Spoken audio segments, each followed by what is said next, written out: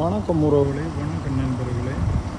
ஒரு கார் வந்து வெக்க காரணமாக ஏதோ ஒரு மிஸ்டேக்கில் ஃபுல்லாக எரிஞ்சிட்டுது.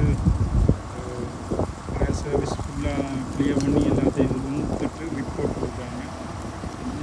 முக்கியமான பிரச்சனைன்றது எக்ஸாக்டாக தெரியாது. நான் உண்மையிலேயே வெக்க காரணமானது தான் சொல்லிக்கணும். இருந்தாலும்